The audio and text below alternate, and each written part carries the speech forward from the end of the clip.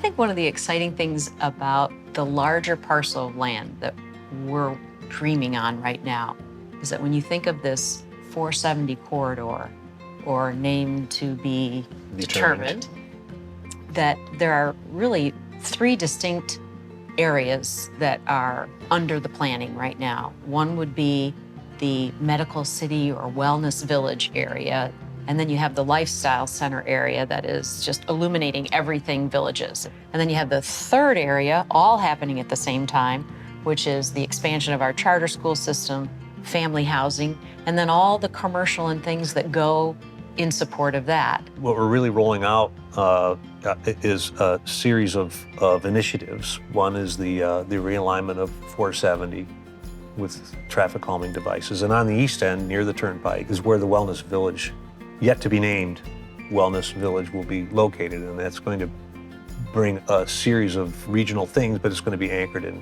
health and wellness with the advent of the UF hospital there. In the middle, in our age-restricted community, we'll have our lifestyle center, which was the confluence of recreation, golf, and commercial in a way that we haven't attempted to do that before. And then on the west end is where we intend to do the school and the non-age-restricted placemaking for the families that support the community. We're actually calling that a community support district because that's what it is. And then, as ever important, is our connectivity. And so this area that's bringing us all these great new things will be connected with our first bridge that will actually be both multimodal as well as automobile travel, and that's our Southern Oaks Bridge. And so Southern Oaks Bridge will carry Bexley Trail.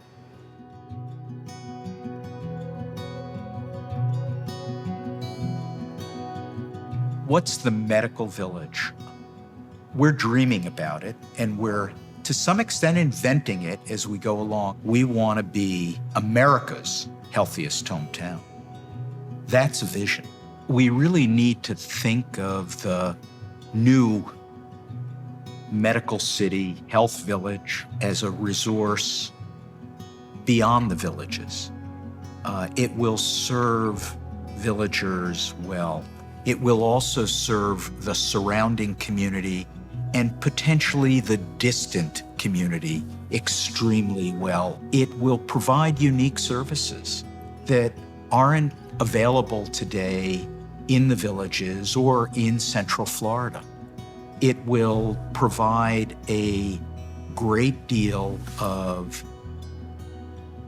economic development and thus new discoveries in the research buildings and the associated companies who choose to be here to take advantage of this amazingly rich environment. And those new discoveries, whether they're new devices, new processes, new medicines, will impact people in our region and frankly around the globe.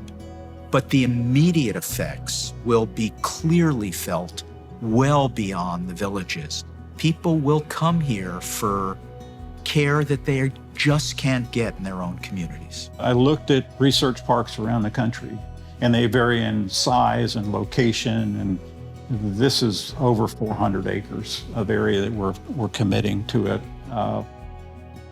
But it won't happen all at one time. It's just not instant.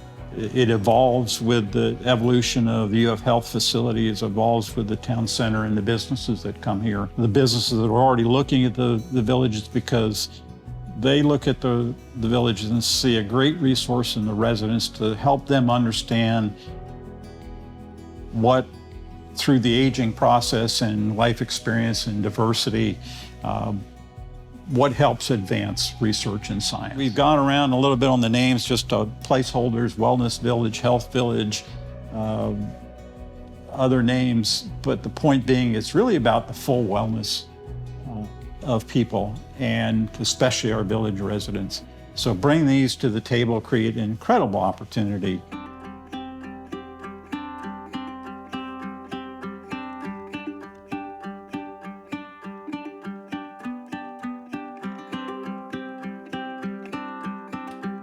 Well, when you talk about exciting things that are going to come, it's important to understand where they come from. They come from the residents. They come from their dreams about what they want a retirement lifestyle to be like. And so we try to listen to that. So everything we're doing is the product of that listening and interacting and that dialogue with folks who either live here or want to come live here. The reason why we use the term lifestyle center is because we're trying to design a place that showcases the village's lifestyle, which is more than just recreation and sports. We're going to have a dog park off of downtown.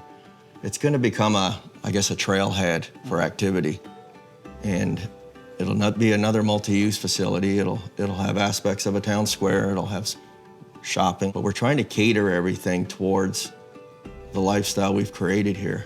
I challenge anybody to spend a day here and not break every stereotype they have of a 55 and plus community.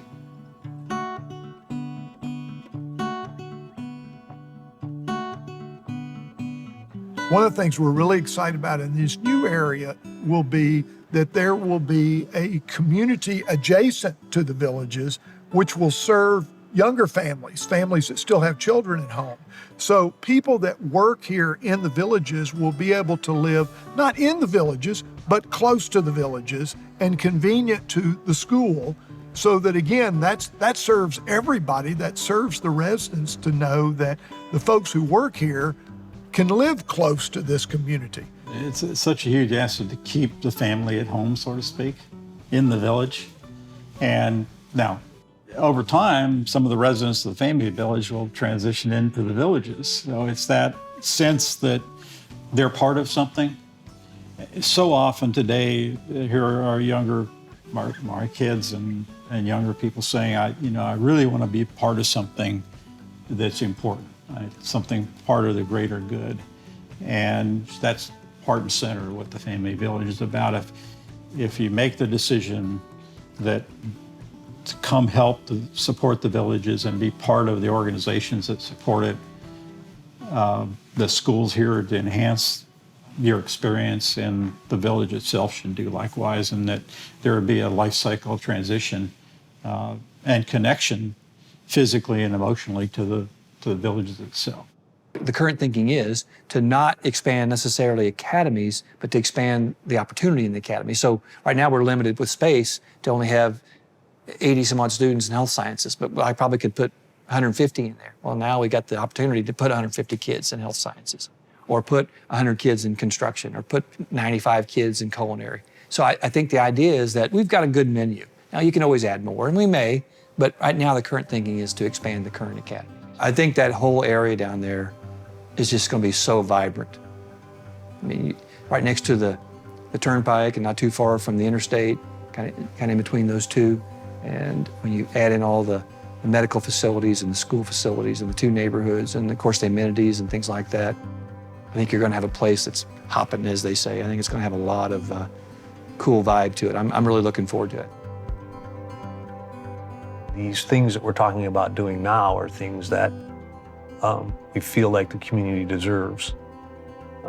And we're starting to get folks recognizing that the community is very deserving of these things. If you create an environment that they enjoy and we enjoy, and it makes creativity flow easier, and cool stuff comes out of it. What excites me most about the future of the villages is, of course, all the people that will get to experience it.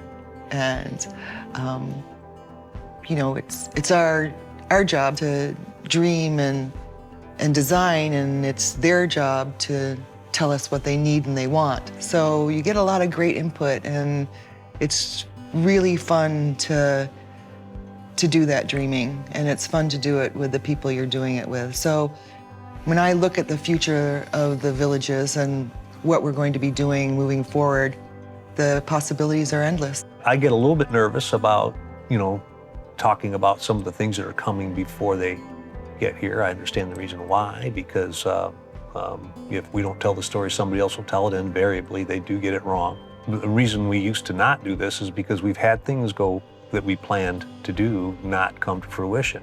I think it's important to point out that the things that we talk about stay in the planning stages for a long time. And they have a propensity to change until the slab's poured. And even sometimes after that. So as we go about telling, what we're planning on doing, it is a plan, and those are fluid. And so that's kind of part of the pitfall of telling the story too soon, because it doesn't have its ending yet, but it's still exciting.